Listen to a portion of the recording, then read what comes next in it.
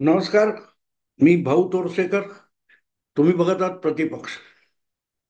मित्रांनो, कधी कधी माणसं साध्या साध्या गोष्टी देखील समोर दिसत असतात पण विसरून जातात, कारण त्यांना त्या बघायच्या नसतात. त्यामुळे दिसल्या तरी त्या बघू शकत नाहीत, ही वस्तुस्थिती आहे. एक मजेशीर गोष्ट माझ्या लक्षात आली काल परवा. कुठल्या तरी चॅनेलवर किंवा व्हिडिओत बघताना राहुल आपले उद्धव ठाकरे, संजय राऊत, आदित्य ठाकरे किंवा शिवसेनेच्या आणखीन कोणाकडून तरी एक प्रतिक्रिया बघायला मिळाली की महाविकास आघाडीच्या मुख्यमंत्री पदाचा चेहरा कोण. तर मग महाविकास आघाडीचा चेहरा विचारता, तर आधी समोरचा चेहरा येऊ देत ना. महायुतीने आपला मुख्यमंत्री पदाचा चेहरा कोणते सांगावं, असं उलट आव्हान दिलं. आणि गंमत बघा, त्यानंतर तोच प्रश्न कुठल्या तरी पत्रकार परिषदेत दोन्ही उपमुख्यमंत्री आणि मुख्यमंत्री समोर बसले असताना पत्रकारांनी विचारला. आणि महाविकास आघाडीचं हे तुम्हाला आव्हान आहे असं सांगितल्यावर, किंवा उपमुख्यमंत्री भाजप नेते फडणवीसांना हा प्रश्न विचारला, त्या फडणवीसांनी एक सेकंदाचा वेळ लावला नाही आणि सांगितलं, आमचे मुख्यमंत्री तर इथे बसलेले आहेत, चेहरा नाव काय सांगायला काय पाहिजे, तुम्हाला समोर दिसतायत, तुम्हाला बघायचं नाही का, वगैरे वगैरे. आता त्याला 3-4 दिवस होऊन गेलेत, पण तो विषय मला कधी कधी काही गोष्टी अनाकलनीय वाटतात आणि त्या माझ्या डोक्यात घुमत राहतात. त्यामुळे 4-5 दिवस होऊन गेल्यानंतर मला तो विषय परत आठवला की फडणवीस असं का म्हणाले. मुख्यमंत्री एकनाथ शिंदे हे सगळ्यांच्या समोर आहेत. गेले जवळजवळ 2.5 वर्ष एकनाथ शिंदे मुख्यमंत्री आहेत. अनपेक्षितरित्या एक दिवस त्यांच्या नावाची घोषणा झाली आणि त्यांचा शपथविधी झाला. हे सगळं आपल्या डोळ्यासमोर आहे. आणि तरीही देवेंद्र फडणवीसांनी आमचे मुख्यमंत्री तुमच्या समोर आहेत असं म्हणणं, यात नवीन काय होतं. मग असं उत्तर देण्यामध्ये नेमकी काय गोम आहे किंवा गोष्ट आहे की जी पत्रकारांच्या लक्षात आली नाही, पत्रकार परिषदेत बसलेल्यांच्या लक्षात आली नाही. माझ्या डोक्याने घुमत राहिलं होतं. आणि मजा अशी असते की नसलेल्या गोष्टीत काहीतरी आहे हे शोधणारे आणि असलेलं समोरचं न बघणारे असे जे पत्रकार आहेत त्यांची मला कीव आली.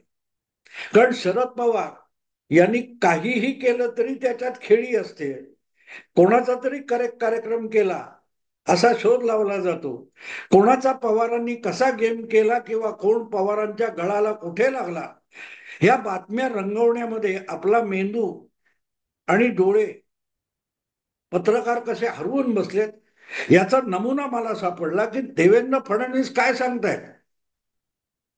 महायुतीचा मुख्यमंत्री पदाचा चेहरा आणि नाव तुमच्या समोर आहे, वडे एकनाथ शिंदे आहेत आणि त्यांच्याच नेतृत्वाखाली विधानसभेची निवडणूक लढवली जाते. त्यामुळे या क्षणी तरी एकनाथ शिंदे हाच महायुतीचा निवडणुका संपल्यानंतरचा मुख्यमंत्री पदाचा चेहरा आहे, हे ते स्पष्टपणे सांगत होते. आणि त्यात नवीन काहीच नाहीये. जवळजवळ वर्ष 1.5 वर्ष उपमुख्यमंत्री असलेले माजी मुख्यमंत्री देवेंद्र फडणवीस वारंवार सांगतायत आणि भाजपचं केंद्रीय नेतृत्व सुद्धा परत परत सांगतंय की आगामी विधानसभा निवडणूक एकनाथ शिंदे यांच्याच नेतृत्वाखाली लढवली जाणार. आणि जेव्हा ती लढवली जाणार म्हणतात, तेव्हा तोच आमचा जनतेसमोर तरी मुख्यमंत्री पदाचा चेहरा असेल. भले निकालानंतर तो होईल की नाही माहित नाही, पण आता तरी जनतेला हा भावी मुख्यमंत्री म्हणून आम्ही बघतोय असं सूचित करणं, संकेत देणं, हा त्यामागचा हेतू असतो. पण जेव्हा ही गोष्ट डोक्यातून चालली होती तेव्हा मला हे सगळं आलं कुठून. आलं एवढ्यासाठी की गेले जवळजवळ 2-3 महिने लोकसभा निवडणुका संपल्यानंतर, लोकसभेचे निकाल आल्यानंतर आणि भाजपने लागोपाठ तिसऱ्यांदा जो बहुमत मिळवण्याचा किंवा 400 पार जाण्याचा प्रयत्न केला तो फसल्यानंतर उद्धव ठाकरे आता मुख्यमंत्री पद फक्त वीतभर दूर राहिलं अशा भ्रमात होते. कारण महाराष्ट्रामध्ये लोकसभेला बीजेपी प्रणित महायुतीची पिछेहाट झाली होती. भले मतं सारखी असून थोड्याफार फरकाने जास्त जागा महाविकास आघाडीला मिळाल्या, पण मतांमध्ये फारसा फरक नाही. अशा वेळेला आपण मुख्यमंत्री झालोच आहोत, महाविकास आघाडीला बहुमत विधानसभेमध्ये आल्याच जमा आहे आणि लवकरच आपला मुख्यमंत्री म्हणून शपथविधी होणार, अशा समजुतीमध्ये उद्धव ठाकरे इतके स्वतःला हरवून बसले होते की आता कुठलीही अडचण राहिलेली नाही. एकनाथ शिंदे जाणार, महाविकास आघाडीला बहुमत मिळणार आणि महाविकास आघाडीचा मुख्यमंत्री आपणच म्हणजे उद्धव ठाकरे होणार.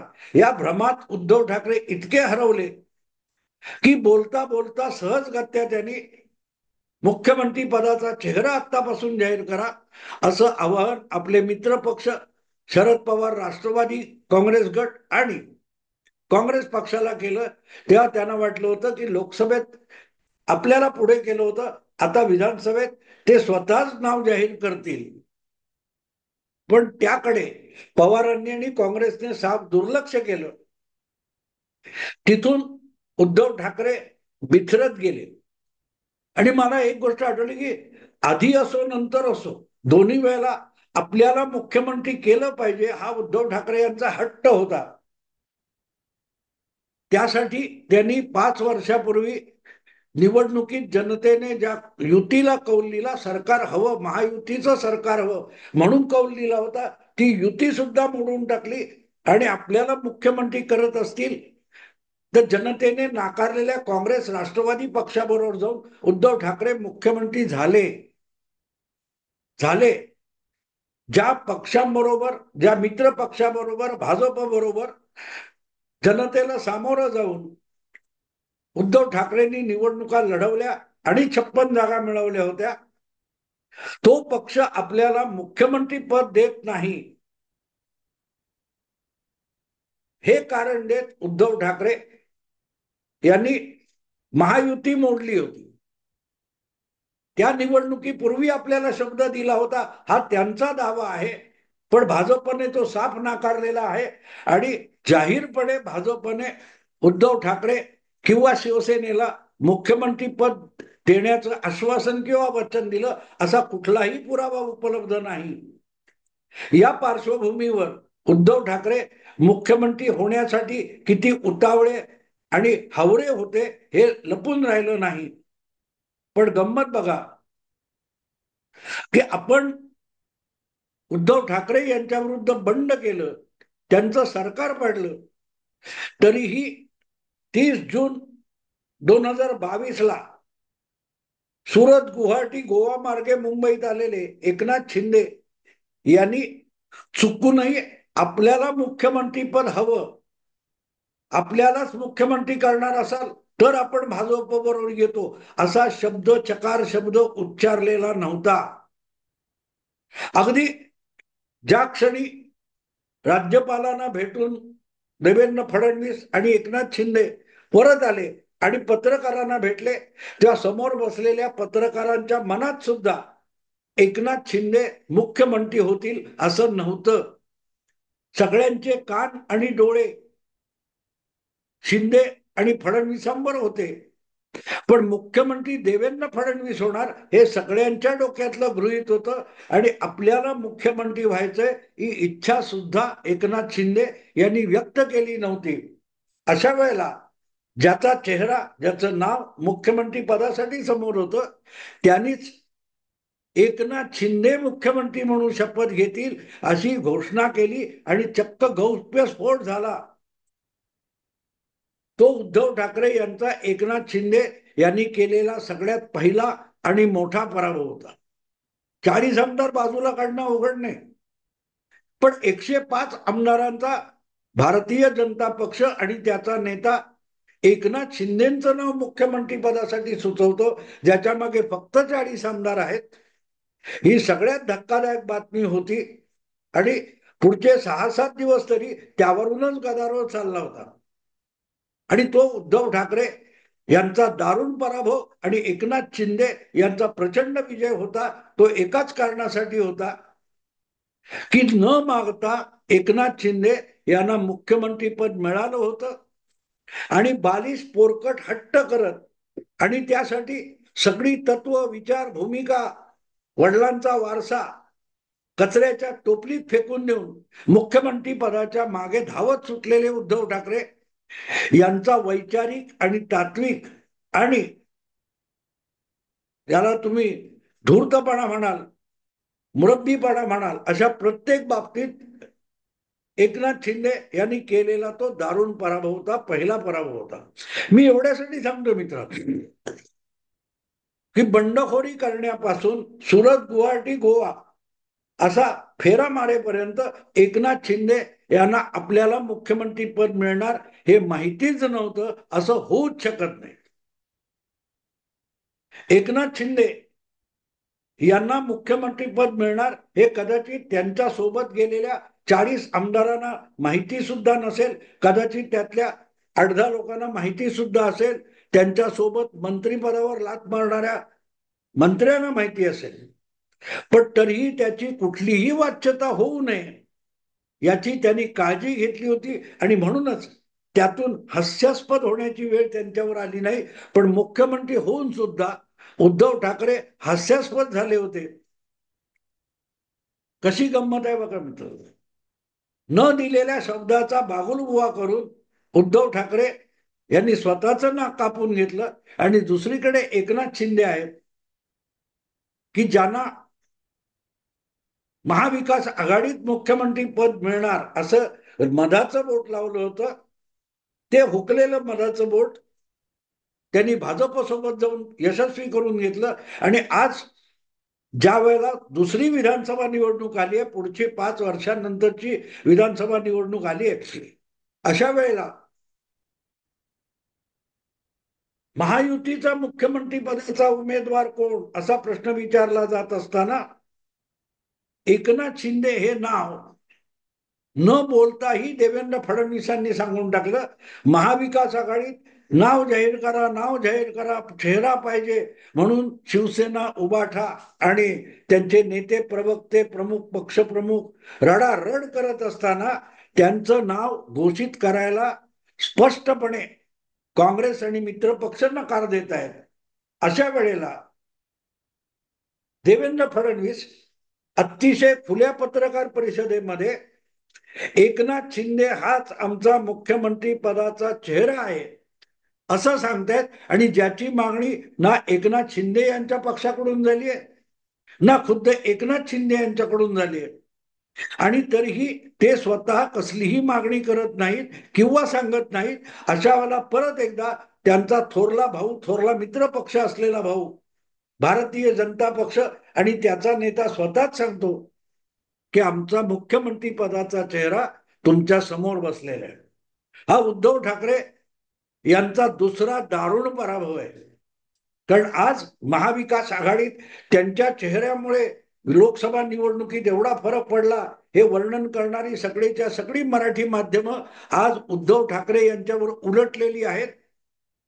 पत्रकारांना उद्धव ठाकरे यांच्याविषयी असलेली सहानुभूती संपलेली आहे, जी जनतेला कधीही नव्हती पण पत्रकारांना होती.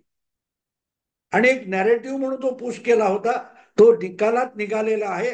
कुठल्याही पत्रकाराला उद्धव ठाकरे यांच्याविषयी काडी मात्र सहानुभूती राहिलेली नाही. म्हणूनच उद्धव ठाकरे नाव जाहीर करा, नाव जाहीर करा असं म्हणताना माझं नाव जाहीर करा असं म्हणत नाही, पण सगळीकडे चर्चा तीच आहे की उद्धव ठाकरे यांचा हट्ट मुख्यमंत्री पदाचा आहे आणि त्याला शरद पवार स्पष्टपणे नकार देतात आणि काँग्रेस तर ठामपणे त्या पक्षाचा मुख्यमंत्री म्हणतात. या पार्श्वभूमीवर एकनाथ शिंदे यांनी चुकूनही कुठे मला परत निकालानंतर मुख्यमंत्री व्हायचंय अशी भाषा केलेली नाही, तशी मागणी केलेली नाही. किंबहुना नाव जाहीर करा असंही म्हटलेलं नाही, चेहरा दाखवा म्हटलेलं नाही. आणि तरीही मित्र पक्षाने स्वतः पुढाकार घेऊन किंबहुना मित्र पक्षाचा पोटेन्शियल मुख्यमंत्री पदाचा चेहरा देवेंद्र फडणवीस हेच पत्रकारांना समोर सांगतात, आमचा मुख्यमंत्री तर तुमच्या बाजूला समोर बसलेला आहे, त्याचं नाव आणि चेहरा तुम्ही बघा, तुम्ही ओळखा.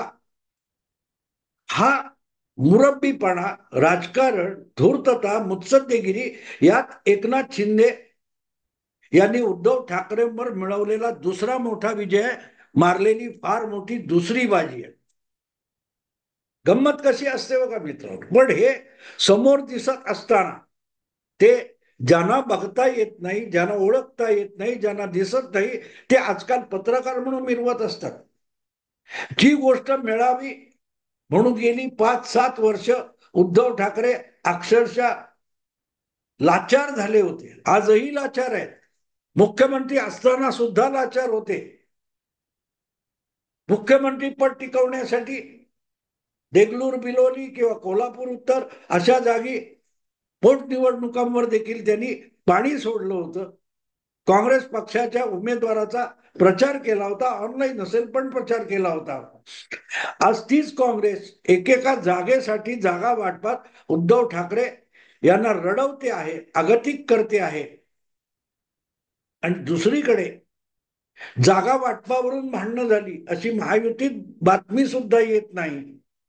आणि एकनाथ शिंदे यांना आपल्यासाठी पद मागावं लागत नाही, आपलं नाव डिक्लेअर करा असं म्हणावं लागत नाही, आणि तरीही त्यांना मुख्यमंत्री पद मिळालं. आणि त्यांचा चेहरा आणि नाव हे मुख्यमंत्री पदाचं भावी नाव आहे हे खुद्द देवेंद्र फडणवीस म्हणतात.